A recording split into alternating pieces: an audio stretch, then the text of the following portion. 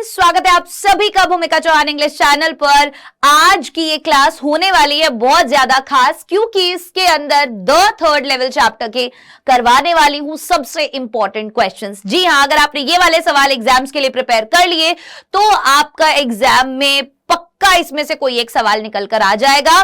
ध्यान रखने वाली बात और सोचने वाली बात और समझने वाली बात यह है कि आपको क्वेश्चन को समझना बहुत जरूरी है। जरूरी नहीं है कि जिस तरीके से यहां पर क्वेश्चन लिखा है उसी स्टाइल में क्वेश्चन पूछा जाए, तरीका अलग हो सकता है, पर सवाल जो बनेंगे एग्जाम में वो इन्हीं में से बनेंगे। तो इन सवालों को छोड़कर नहीं जाना है, ये मोस्ट इंपॉर्टेंट क्वेश्चंस हैं। मैं ये नहीं कह रही कि केवल यही करके जाओ, पर मैं ये कह रही हूं कि ये तो करके ही करके जाओ।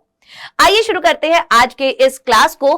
क्वेश्चंस लॉन्ग आंसर टाइप भी होंगे, शॉर्ट आंसर टाइप भी होंगे, दोनों तरीके के होंगे। प्लस मैं की पॉइंट साथ साथ लिखवा दूंगी ताकि आपको याद रखने में दिक्कत ना हो।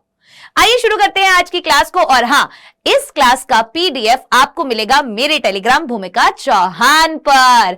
अब मेरी बात को बहुत ध्यान से सुनो, एग्जाम बिल्कुल सर पर है और हमें अब लग के पढ़ाई करनी ही करनी है। तो जितने सवाल हो सके उतने सवाल निकालने जरूरी हैं।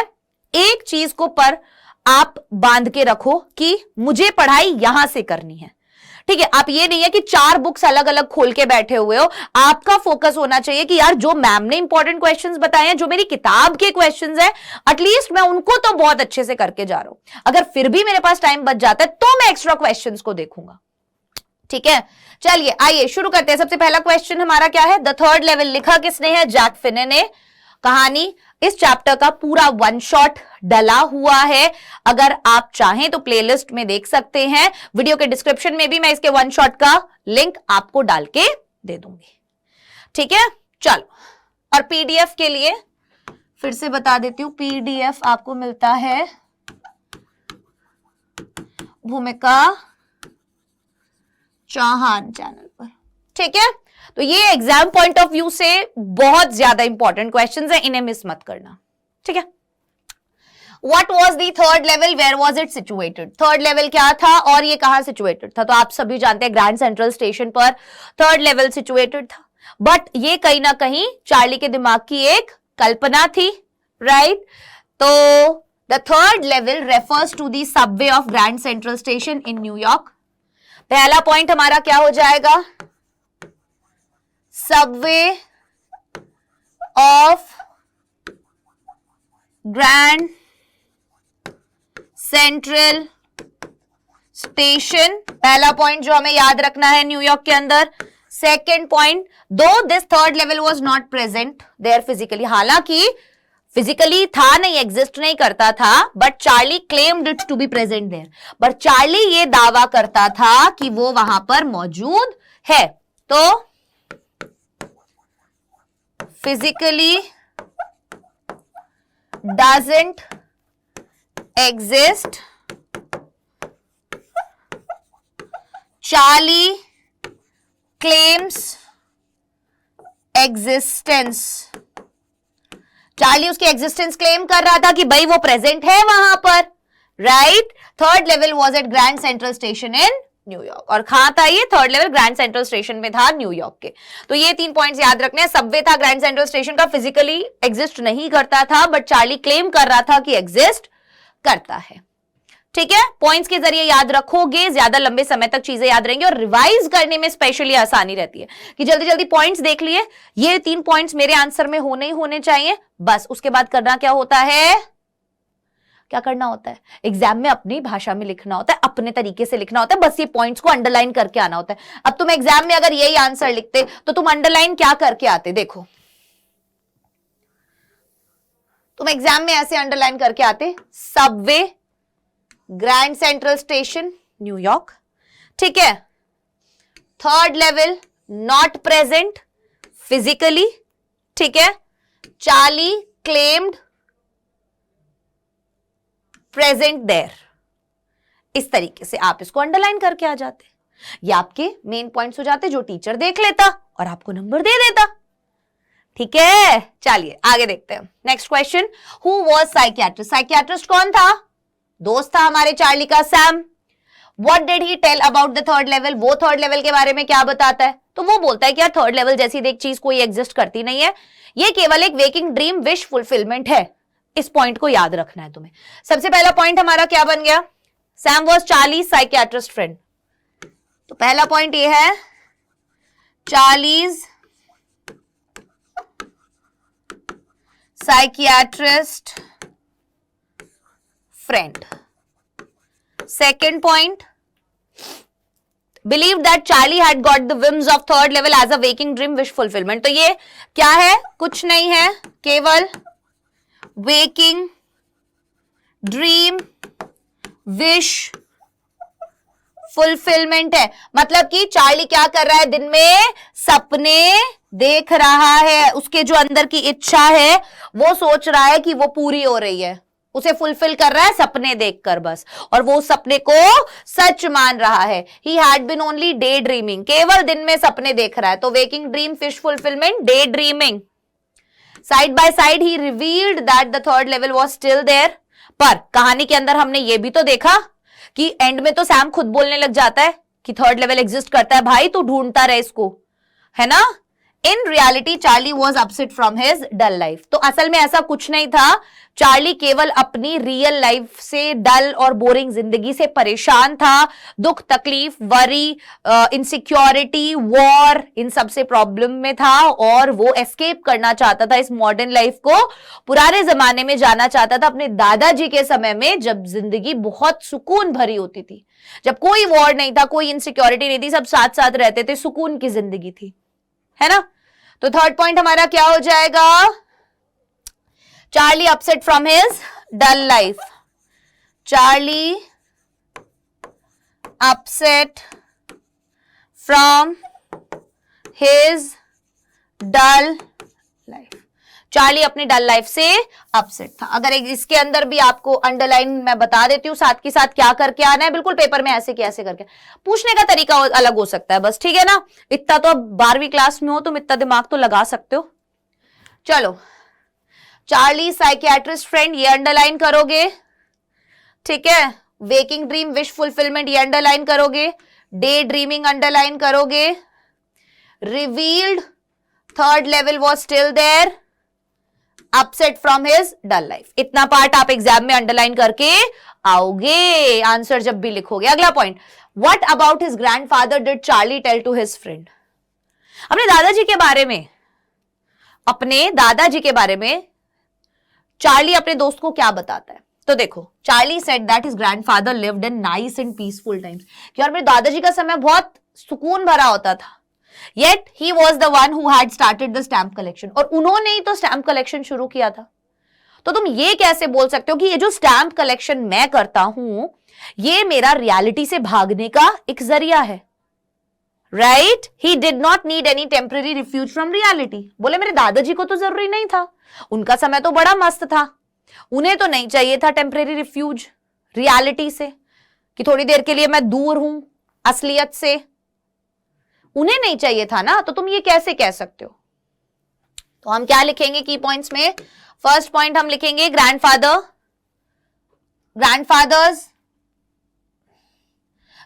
Lived in nice and peaceful time.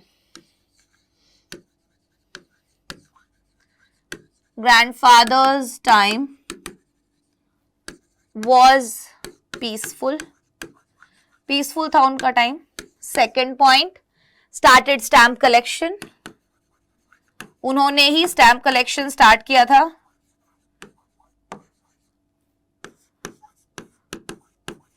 और थर्ड पॉइंट क्या हो जाएगा? Did not need temporary refuse from reality. Did not need refuse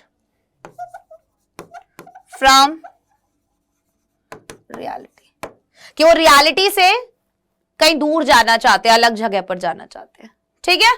अगला सवाल, how did Charlie enter in the third level. Charlie third level के अंदर एंटर कैसे करता है? तो प्रोसीजर आपको पता है ना कैसे करता है, कि वो आया था कि भाई लेट हो रहा था, अपनी बीवी से उसको जल्दी से जल्दी मिलना था, तो उसने सोचा आज बस से नहीं जाता हूं, आज मैं सबवे ले लेता हूं। तो वो जाता है पहले ग्रैंड सेंट्रल स्टेशन पे, फर्स्ट लेवल पे, सेकंड लेवल पे, वहां से एक आर्क्ड डोरवे से अंदर घुसता है और गुम जाता है। फिर वो जो डोरवे होता है वो लेफ्ट की तरफ जा रहा होता है एंड सडनली वहां कोई नहीं होता, अकेला खुद होता है और थोड़ी दूरी पे उसे कुछ कुछ आवाज सुनाई देती है एंड बूम, वो कहां होता है? थर्ड लेवल पर।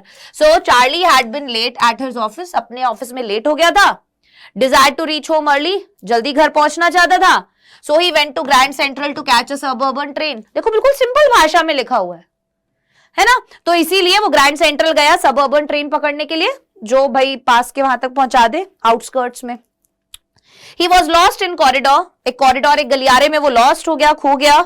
He thought it was a second level, उसे लगा ये सेकंड लेवल है, बट वो थर्ड लेवल में पहुंच चुका था। क्योंकि वहां पर जाकर जब उसने देखा तो वो देखता है कि वहां पे सबने 90s के जमाने में जो कपड़े पहना करते थे, लेट 19th सेंचुरी जो थी ना, उसमें जो कपड़े पहना करते थे वो वाले कपड़े वो लोगों ने पहने हुए हैं। जो स्टेशन है वो भी काफी छोटा है और ऐसी बहुत सारी चीजें। फिर वो न्यूज़पेपर देखता है, उस पे भी दी वर्ल्ड न्यूज़पेपर होता है जो आज से बहुत समय पुराना था, अब पब्लिश नहीं होता है। और प्रेसिडेंट क्लीवलैंड की उसके ऊपर क्या लगी होती है? न्यूज लगी होती है, जो अब प्रेसिडेंट थे ही नहीं। ठीक है, चलो तो एंटर कैसे करता है वो? फर्स्ट पॉइंट हो गया लेट एट ऑफिस, ऑफिस पे लेट हो गया था। Desire to reach home early, desire to reach early, जल्दी पहुंचना चाहता था। ग्रैंड सेंट्रल गया, catch suburban train, suburban train पकड़ने के लिए लॉस्ट इन कॉरिडोर, कॉरिडोर में खो जाता है। ठीक है, ही thought it was second level, उसे लगता है सेकंड लेवल है बट वो थर्ड लेवल में था। Thought it was second level, उसे क्या लगता है कि वो सेकंड लेवल है। आया समझ में? चलो अगला सवाल, what did Charlie find when entered to the third level? Charlie को क्या मिलता है जब वो थर्ड लेवल में एंटर करता है? क्या मिलता है वहां पर उसको? बहुत सारी चीजें देखता है वो वहां पे, है ना? At the third level Charlie saw the people wearing old fashion dress. First point क्या बन जाएगा? ओल्ड फैशन की ड्रेस पहनी हुई है लोगों ने। ठीक है, सेकंड पॉइंट क्या हो जाएगा? Old locomotive. ओल्ड लोकोमोटिव का मतलब क्या है? ये पुराने जमाने का जो इंजन होता था। ठीक है, आइवरी एंड हाँ, इसका नाम एग्जैक्टली मुझे याद नहीं आ रहा। ठीक है, नाम देख लेना, आई और सी से शुरू हो रहा है कुछ। इस लोकोमोटिव, ओल्ड लोकोमोटिव, उसके बाद न्यूज़पेपर के ऊपर old locomotive, locomotive as in this engine, जो ये फनल टाइप का होता है जिसके ऊपर ऐसा। थर्ड पॉइंट क्या हो जाएगा? न्यूज़पेपर पे डेट थी। न्यूज़पेपर कौन सा था? दी वर्ल्ड न्यूज़पेपर था। कौन सा था? दी वर्ल्ड न्यूज़पेपर था। डेट कब की थी? 11 जून 1894 की डेट डली हुई थी। चौथा पॉइंट, क्या चीजें थी जो पुराने जमाने से रिलेटेड थी?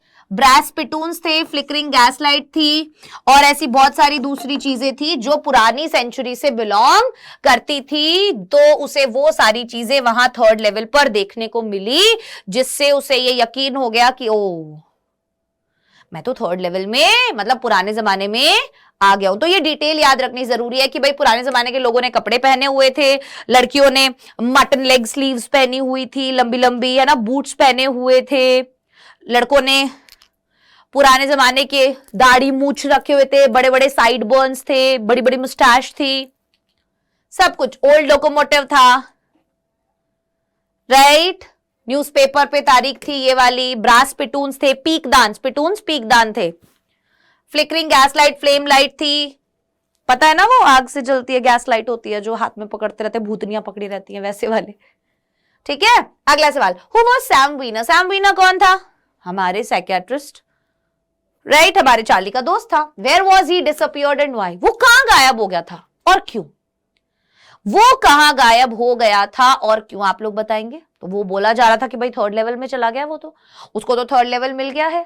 क्यों? क्योंकि सैम उससे, चार्ली उसे हमेशा थर्ड लेवल के बारे में बताता रहता था कि थर्ड लेवल कितना ज्यादा अमेजिंग है, उसके दादाजी वहां पे कितने शांति के समय में रहा करते थे। तो वो हमेशा से जाना तो चाहता था, वो हमेशा से ये चाहता था कि यार ये जो बातें बोल रहा है ना, काश ये सच हो, है ना। आइए, Sam Veena was psychiatrist friend of Charlie. First point हमारा यही होगा, क्या? Psychiatrist friend of Charlie, Charlie का साइकियाट्रिस्ट दोस्त था। डिसअपियर्ड एकदम से, चार्लीज फ्रेंड, चार्ली का दोस्त सैम गायब हो गया एकदम से, विदाउट अ ट्रेस, बिना किसी सबूत के कि भाई पता नहीं है किसी को कहाँ है वो। But Charlie could make a guess, पर चार्ली गेस लगा पा रहा था क्योंकि वो जानता था कि सैम को गेल्सबर्ग बहुत ज्यादा पसंद था। तो चार्ली के according, Charlie make a guess,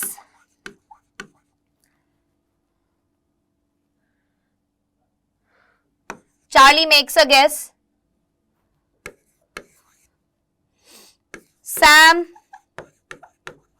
loved Galesburg, Sam को गेल्सबर्ग बहुत पसंद था और उसे क्या लग रहा था कि वो गेल्सबर्ग ही चला गया है।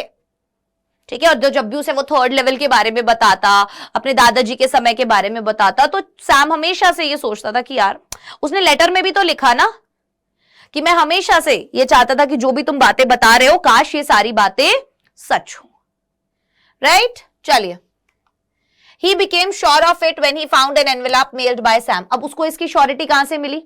जब उसे एक एनवेलप मिला सैम के द्वारा मेल किया हुआ उसके ग्रैंडफादर को अपने घर पर गेल्सबर्ग में, स्टैंप कलेक्शन में मिला था ना उसको। तो अगला पॉइंट हमारा क्या हो जाएगा? फोर्थ पॉइंट हमारा क्या हो जाएगा? Found an envelope, found an envelope by Sam, Sam के द्वारा भेजा गया। From the stamp and coin store Charlie gets to know Sam had bought old style currency. अब उसे क्या ये भी पता चल गया था कि उसने ओल्ड स्टाइल करेंसी खरीदी है कॉइन स्टोर से। Sam bought old style currency, ठीक है, $800। कितनी? ये भी लिख लेना, $800। This money was sufficient to set him up in a little hay feed and grain business. ये उसका छोटा सा वहां पे हे फीड और ग्रेन का बिजनेस सेटअप करने के लिए काफी था, क्योंकि वहां पे तो साइकियाट्रिस्ट का धंधा नहीं चलेगा। उस जमाने में तो साइकियाट्रिस्ट नाम का कोई प्रोफेशन ही नहीं हुआ था।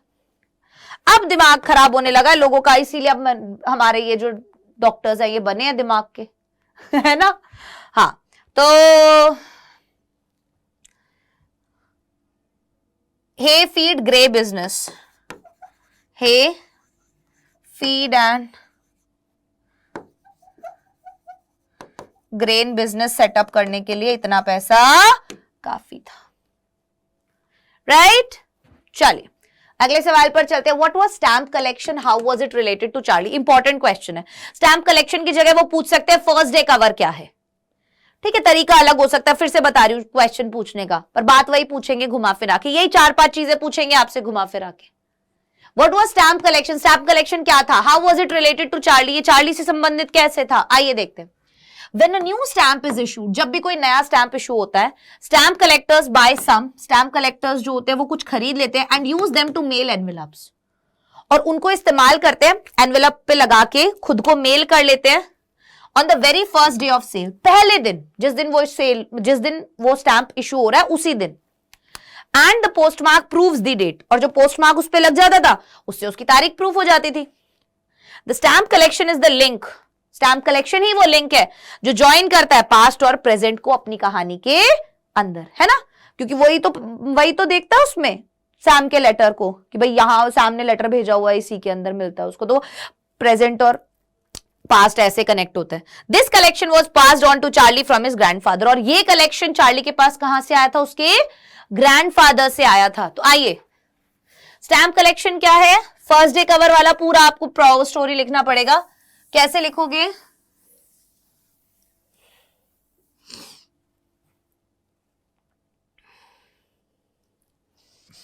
स्टैम्प कलेक्टर्स मेल themselves क्या करते हैं very first day on the cell,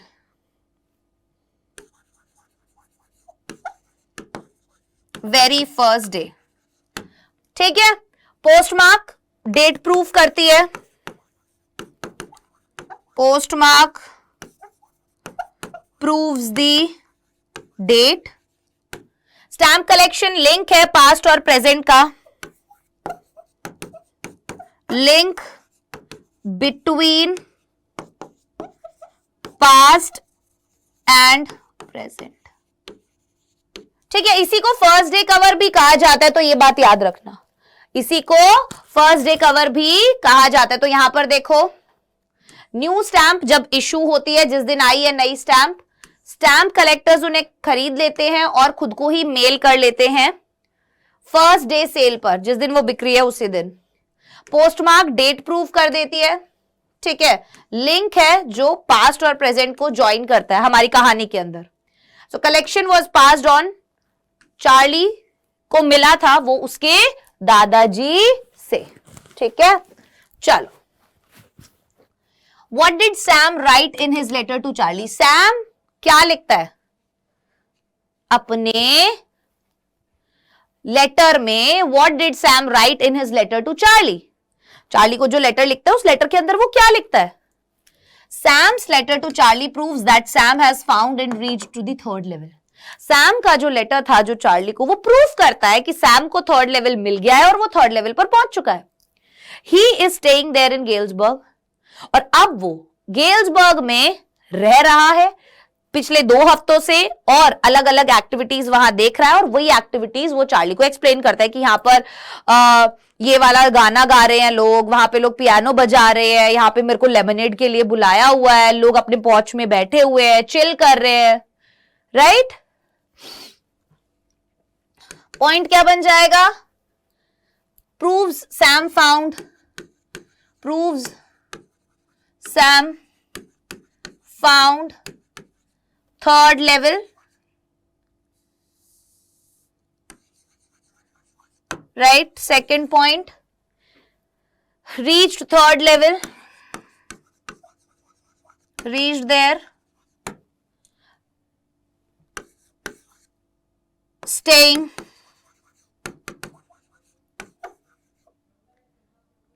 since last 2 weeks.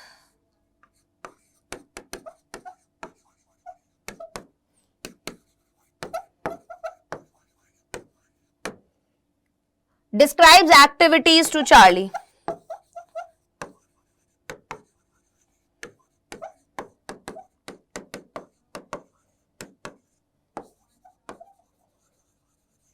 ये पॉइंट्स इसलिए लिखवाए जा रहे हैं ताकि रिवीजन के समय आपको देरी ना लगे, बिल्कुल भी टाइम ना लगे, ठीक है। चलो, He invites both Charlie and his wife Lisa and motivates them. वो इनवाइट करता है दोनों को कि तुम भी यहीं पे आ जाओ, राइट, और ढूंढते रहो लगातार थर्ड लेवल को, क्योंकि वो एग्जिस्ट करता है। So motivates them to continue search, motivates them to continue search.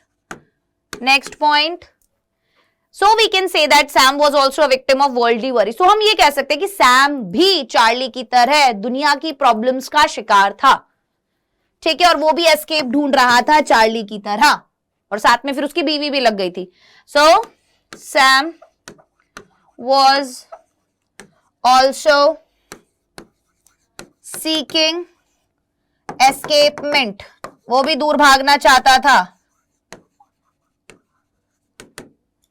ठीक है, और इस तरीके से आप इस आंसर को लिख सकते हैं। Next question, why did Sam bought old currency of $800? What did he do with it? Sam ने $800 की जो करेंसी थी वो क्यों ली पुराने जमाने की? What did he do with it? और उस करेंसी के साथ आखिरकार उसने क्या किया? आइए देखते हैं। Charlie got to know that Sam had bought $800 worth of old currency. अब चार्ली को पता चला कि सैम ने खरीद लिए हैं $800 की पुरानी currency. Sam had already gone there in 1894 Galesburg. Sam जो है वो ऑलरेडी 1894 में जा चुका है गेल्सबर्ग। चार्ली होप कर रहा था Sam would set up a hay and feed grain business, और उसे लग रहा था कि वो वहां पे ये वाला बिजनेस लगाएगा क्योंकि वो हमेशा से यही चाहता था, और अभी जो वो बिजनेस कर रहा है वो बिजनेस उसका चलने वाला नहीं है। राइट? यस। तो क्या बन जाएगा? पॉइंट बनाने हैं तो देखो, why did Sam bought 800 currency dollars? क्योंकि उसको वहां पे बिजनेस सेट करना था, इसीलिए उसने क्या किया था, ये वाली करेंसी ली थी। तो इसमें पॉइंट्स बनाने की जरूरत नहीं है, सिंपल सी बात आपको लिखनी है। अगला, what do you infer from Sam's letter to Charlie? Sam का जो लेटर था चार्ली को, उससे हमें क्या पता चलता है? सैम का जो लेटर था चार्ली के लिए, उससे हमें क्या पता चलता है? तो देखो, Sam's letter to Charlie proves that, ये प्रूव करता है that he has found and reached to third level. तो पहला पॉइंट क्या प्रूव करता है? Found and reached to third level, कि उसे मिल गया है और वो पहुंच गया है थर्ड लेवल में। He is staying there in Galesburg since last 2 weeks. वो वहां पिछले 2 हफ्तों से रह रहा है और अलग अलग एक्टिविटीज देख रहा है। राइट? ये क्वेश्चन हमने करा ना अभी।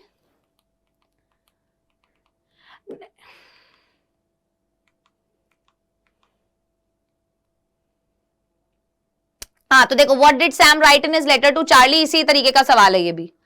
Infer from Sam's letter to Charlie, same सवाल है ना? चलो, बट लॉन्ग आंसर में पूछा हुआ है तो इसीलिए हम इसको और बड़ा करके लिख रहे हैं। सेकंड पॉइंट, मिल गया है उसे और वो पहुंच गया है थर्ड लेवल पर।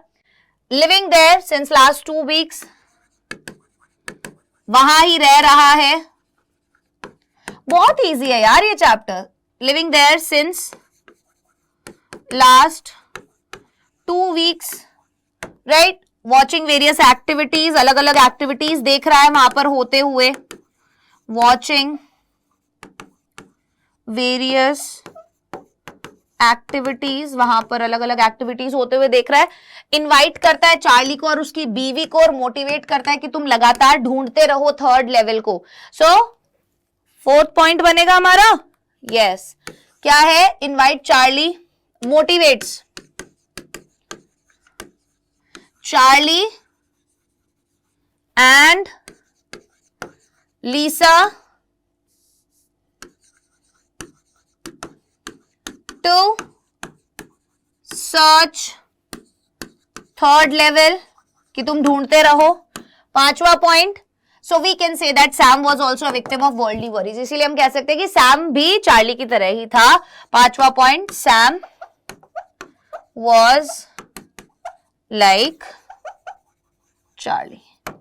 Waking dream, wish fulfillment, same concept. अगला सवाल, how did Charlie reach to the third level? How was the Grand Central Station according to Charlie extending and why?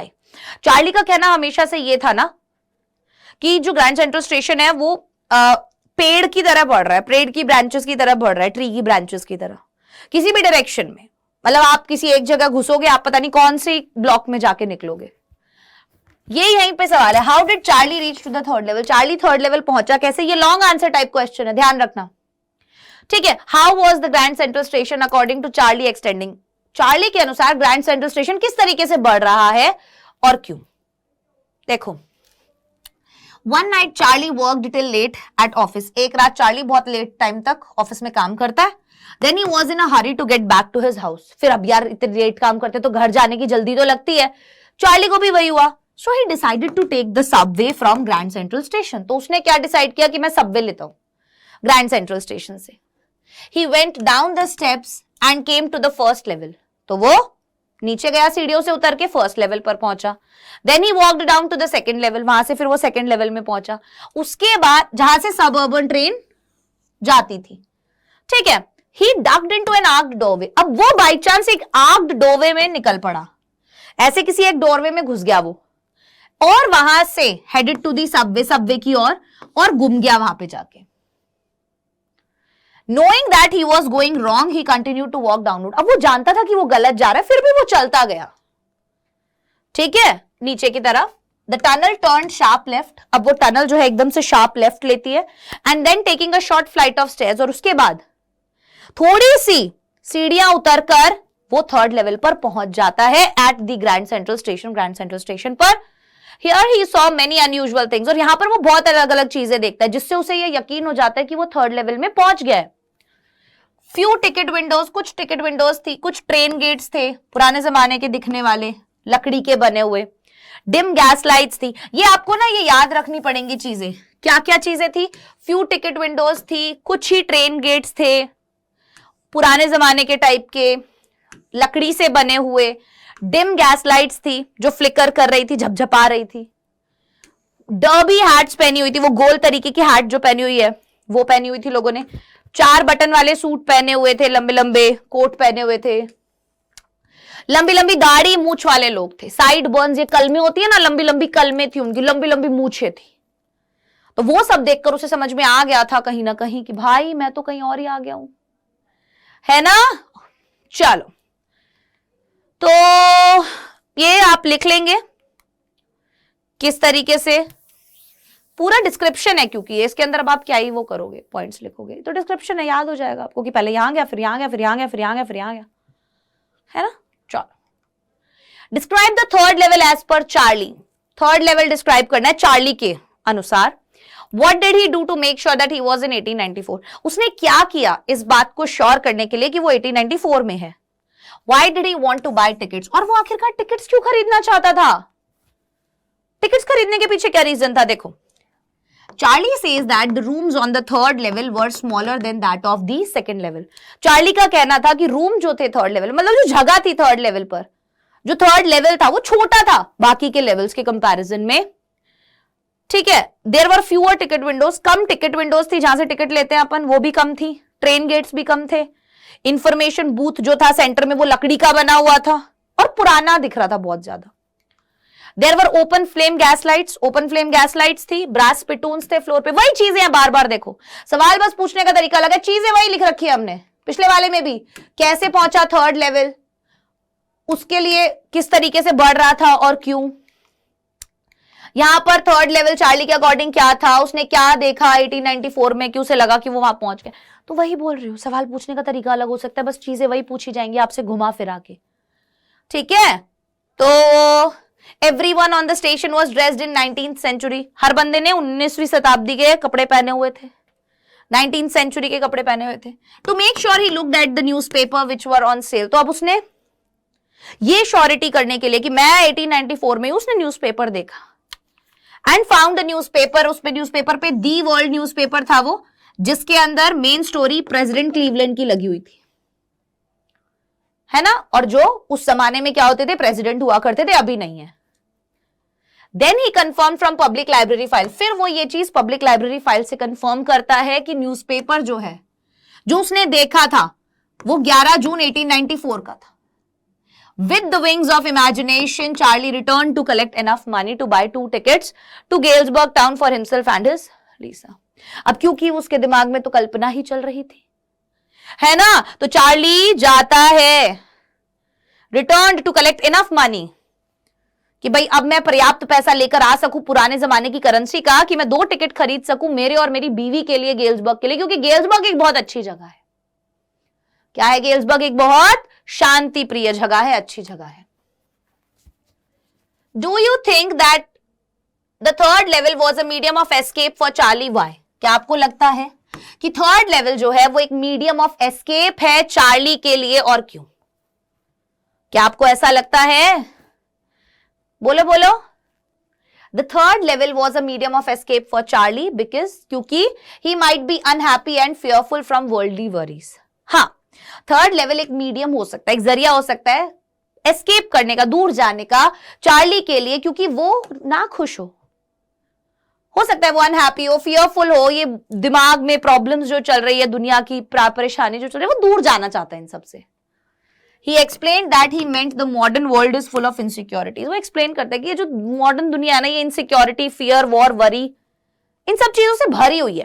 And he just wanted to escape from that, और वो केवल उनसे escape करना चाहता है, केवल उनसे दूर जाना चाहता है। And this happens when any person has to face and fight such abstract aggressors. और वो कह रहे हैं ऐसा तभी होता है जब ये जो चीजें है ना, जब आपको इनसे फाइट करना पड़ता है ना, तभी आप ऐसा सोचने लग जाते हो कि यार ये जमाना अच्छा नहीं है, मुझे पुराने समय में वापस जाना है। और फिर आप उस चीज को, बहुत सी बार वो चीज आपके ऊपर इतनी हावी हो जाती है कि आप उसे सच मानने लग जाते हो। ठीक है, तो कुछ कुछ चीजें हैं जो इस चैप्टर में बहुत इंपॉर्टेंट है, जैसे वेकिंग ड्रीम विश फुलफिलमेंट वाली चीज की वो क्या है। सेकंड है फर्स्ट डे कवर। तीसरा है, मैं लिख देती हूं यार, ठीक है, यहां पे सुन लो, मोस्ट इंपॉर्टेंट इवेंट्स, जहां से सवाल आ सकते हैं जो आपको पता होने चाहिए। ये वाले सवाल तो करने ही करने हैं। सबसे पहला थर्ड लेवल का डिस्क्रिप्शन पता होना चाहिए अच्छे से। थर्ड लेवल का डिस्क्रिप्शन पता होना चाहिए। दूसरा फर्स्ट डे कवर क्या है ये पता होना चाहिए, वो जो स्टैंप कलेक्शन वाला मैंने बताया वो पता होना चाहिए। तीसरा वेकिंग ड्रीम विश फुलफिलमेंट क्या है, वेकिंग ड्रीम विश फुलफिलमेंट क्या है, ठीक है। और चौथा थर्ड लेवल का डिस्क्रिप्शन हो गया, फर्स्ट डे कवर का एक्सप्लेनेशन हो गया कि वेकिंग ड्रीम विश फुलफिलमेंट हो गया, ठीक है। और एस्केप क्यों करना चाहते हैं ये सब लोग, ठीक है, ये एस्केप क्यों करना चाहते थे, तो ये पूरी दुनिया जो है फियर, वॉर, वरी, इन सब चीजों से भरी हुई थी, इसीलिए वो एस्केप करना चाहते हैं, ठीक है। तो थर्ड लेवल पर क्या क्या चीजें दिखी, वो थर्ड लेवल पहुंचा कैसे, how he reached third level. और लास्ट है छठा पॉइंट जो पता होना चाहिए, वो लेटर जो है सैम का, लेटर ऑफ सैम, कि उसके अंदर क्या था। ये पॉइंट्स आपको, इन पे बेस्ड क्वेश्चंस मिलेंगे आपको एग्जाम में, केवल इन पे बेस्ड क्वेश्चन मिलेंगे। ये 6 पॉइंट्स जो हैं कि थर्ड लेवल का पूरा डिस्क्रिप्शन आपको पता है, वहां क्या क्या चीजें थी, चार्ली ने कैसे कंफर्म किया कि वो थर्ड लेवल पर है, टिकट विंडो पे क्या हुआ, सब कुछ। दूसरा फर्स्ट डे कवर क्या है, स्टैम्प कलेक्शन वाली जो चीज थी वो क्या है। तीसरा वेकिंग ड्रीम विश फुलफिलमेंट क्या है, ठीक है। चौथा एस्केप क्यों करना चाहते हैं, ठीक है, क्योंकि मॉडर्न वर्ल्ड जो है इन सब चीजों से भरा हुआ है और वो इन सब चीजों से दूर भागना चाहते हैं। चार्ली थर्ड लेवल पहुंचा कैसे, वो वाला डिस्क्रिप्शन भी, और सैम के लेटर में क्या था जो चार्ली को उसने लिखा, ठीक है। ये सारे वो पॉइंट्स हैं जो आपको पता होने चाहिए अच्छे से। अब ये थी हमारी आज की क्लास, जिसके अंदर हमने बात की द थर्ड लेवल के मोस्ट इंपॉर्टेंट क्वेश्चंस के बारे में। अगर ऐसी ही और चैप्टर्स की वीडियोस भी आपको चाहिए हैं तो प्लीज मुझे कमेंट सेक्शन में जरूर बताइएगा। प्लस एग्जाम सर पर है, हमें लगातार जो इंपॉर्टेंट चीजें हैं उन पर तो फोकस करना ही करना है। अब हमारे पास समय नहीं है कि हम समय वेस्ट कर सके, बिल्कुल भी हमारे पास अब टाइम नहीं है वेस्ट करने के लिए। तो प्लीज मेक श्योर कि आप सारी क्लासेस जो अभी आपको मिल रही हैं, आप उन्हें अच्छे से, उनके अंदर जो भी क्वेश्चंस बताए जा रहे हैं उन्हें बहुत अच्छे से करें, आप अच्छा स्कोर जरूर करेंगे, ठीक है। चलिए, और आपको अगर इसका पीडीएफ चाहिए है, अगेन बता रही हूं, मेरा टेलीग्राम है भूमिका चौहान नाम से, वहां आपको मिलेगा, ठीक है। तो ऐसे ही और भी चैप्टर्स के लगातार आपके लिए मोस्ट इंपॉर्टेंट क्वेश्चंस आ रहे हैं, मिस मत कीजिएगा एक भी चीज, ठीक है। चलिए, तो आज की ये जो हमारी क्लास थी, छोटी सी प्यारी सी क्लास को हम यहीं पर खत्म करते हैं। और आपके जो भी डाउट्स हों वो प्लीज मुझे कमेंट सेक्शन में आप लोग बता दीजिएगा, ताकि मैं वहीं की वहीं से आपके सारे डाउट्स क्लियर कर सकूं, ठीक है। Okay then, bye bye, take care, all the best.